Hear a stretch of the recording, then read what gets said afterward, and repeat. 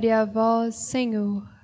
Queridos irmãos e irmãs, como já dissemos, estamos ouvindo nesta semana o profeta Oséias, profeta que vive nas circunstâncias do reino do norte, que rompera com a dinastia davídica e tomara um outro caminho, mas não só do ponto de vista político, mas também religioso. E aqui, pela primeira vez, Oséias usa na Bíblia uma imagem que outros profetas usarão e que nós encontraremos também nos evangelhos sinóticos, no Novo Testamento, nós encontraremos em outras passagens. Ele usa a imagem da vinha, né? Israel era uma vinha exuberante e dava frutos para o seu consumo. Na medida, portanto, vivia uma situação confortável. Na medida de sua produção, erguia os numerosos altares. Na medida da fertilidade da terra, embelezava seus ídolos. Ou seja, o seu sucesso, ao invés de aproximá-lo de Deus, afastou Israel de Deus. E Israel começou a cultivar ídolos. Mas isso não diz respeito só àquele tempo. Diz respeito a todos nós. Nós devemos nos perguntar, quando a nossa vida vai bem, quando as coisas vão bem, nós nos voltamos para o Senhor em ação de graças e reconhecendo o Senhor como o centro da nossa vida? Nós nos orientamos pelas palavras do Senhor? Ou nós produzimos simplesmente para o nosso consumo e começamos a erguer altares, né, e cultuar ídolos?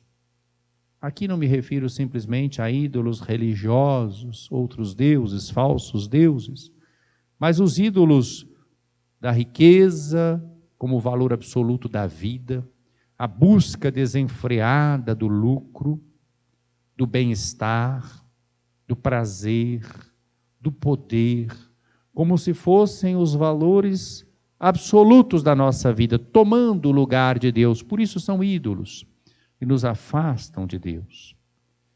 E Oséias então convida justamente a uma revisão de vida. É o que nós todos estamos tendo oportunidade nesse período de isolamento social, de pandemia, que não está escolhendo pessoas, não é? Que vitima pessoas poderosas, importantes e pessoas pequenas, frágeis, sofridas. Então nós somos convidados a fazer o que o profeta diz aqui no versículo 12: semeai justiça entre vós e colhereis amor. Oséias termina com uma perspectiva esperançosa, otimista. É tempo de procurar o Senhor até que Ele venha e derrame a justiça em vós. No Evangelho, nós vemos o início do capítulo 10, que é justamente o capítulo em que tem o sermão missionário, envio missionário de Jesus e discurso missionário. Jesus escolheu 12, esse número é número simbólico. Eram 12 os patriarcas, eram 12 as tribos de Israel. Significa que Jesus está dando início a um novo começo, uma aliança nova. Ele escolhe 12, número simbólico, 12 histórias, 12 apóstolos. Essa palavra apóstolo significa enviados, missionários. É um momento constitutivo da igreja, um dos momentos fundacionais da igreja. A igreja é querida por Cristo, é querida por Deus, já prefigurada no Antigo Testamento, quando o Senhor convoca uma assembleia para louvá-lo no deserto e com a qual ele faz uma aliança. É a Kaal Yavé, é a Eclesia Tuteu, o povo convocado por Deus para viver na amizade com Deus e na fraternidade. Então agora Jesus chama 12 e os envia. Ele os chama esses discípulos de apóstolos, são enviados. E Jesus envia-os para quê?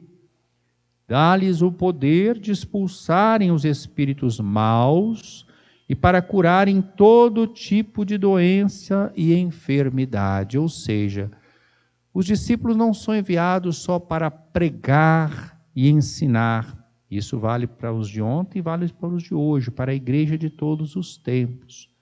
Nós não somos simplesmente professores, aqueles que pregamos e que ensinamos, mas a comunidade eclesial deve ter esse poder de expulsar os espíritos maus e de curar todo tipo de doença e enfermidade. Isso não é simplesmente só para os ministros ordenados, é para toda a comunidade dos batizados. A igreja é um corpo, os membros têm funções diferentes, mas tem uma missão comum: expulsar o que é diabólico, o que nos divide, o que introduz a injustiça, aquilo que vai contra o projeto salvífico de Deus, os mandamentos da lei de Deus, o evangelho do amor, da justiça, da paz, da misericórdia. Então, expulsar esse tipo de espírito, né, de qualquer sistema político, econômico, que é contrário ao evangelho. Quantas vezes a igreja critica um governo, um sistema político, não é por causa de uma pessoa ou só de um grupo isolado, é porque aquilo vai contra os valores do evangelho. Então é preciso expulsar os espíritos maus, né? E é preciso curar todo tipo de doença e enfermidade. Um governo, um sistema que não se importasse com seu povo sofrido, é um governo, um sistema diabólico, que está a serviço do mal, que não promove o bem comum, né? Então a igreja é enviada a ter também ações. Quando a igreja se importa com o bem-estar do povo em todas as dimensões da sua vida, ela está fazendo aquilo que o Senhor mandou que os apóstolos fizessem, aquilo que o Senhor mandou que a igreja fizesse: expulsar os maus espíritos, curar todo tipo de doença e enfermidade. Não é vontade de Deus que haja injustiça, não é vontade de Deus que haja miséria. Isso devia nos escandalizar. Não foi à toa que o Papa Francisco colocou dentro do nosso calendário litúrgico um Dia Mundial dos Pobres, para que nós sempre nos lembremos desse escândalo que é a desigualdade social, que é a injustiça social, que é alguns terem demais enquanto outros não têm o mais elementar para sobreviver. Isso é contra o projeto de Deus. Qualquer sistema político, de qualquer ideologia que não promova o bem comum, que não esteja atento aos pobres, aos sofridos, é contrário à palavra de Deus, é contrário às Sagradas Escrituras, merece a denúncia profética, e nós devemos dar um testemunho de acolhida e de solidariedade, curar todo tipo de doença e enfermidade. Por isso é que existe uma dimensão sociopolítica da ação evangelizadora. Ela é parte constitutiva do trabalho do evangelho. Não é um apêndice, não é um modismo, não é uma questão circunstancial. Já dizia São Tiago, a fé sem obras é morta. E a verdadeira religião já vinha sendo descrita no Antigo Testamento pelos profetas: é socorrer o órfão, a viúva, o estrangeiro, é libertar as cadeias injustas, é dar de comer a quem tem fome, é acolher aquele que está desabrigado. Então, expulsar os espíritos maus, curar todo tipo de doença e enfermidade. E depois vem a descrição desses 12 apóstolos. Porque isto não é secundário, é algo de direito divino, nós diríamos assim do ponto de vista canônico, né, jurídico. Deus escolhe uma igreja, ela é presidida por um apóstolo ou sucessor dos apóstolos. Não existe a igreja sem a hierarquia, sem um ministério ordenado, né? A igreja é presidida por um bispo, né? O bispo é o sucessor dos apóstolos. Então esse colégio, esse grupo dos 12, representa justamente aqueles que o Senhor enviou.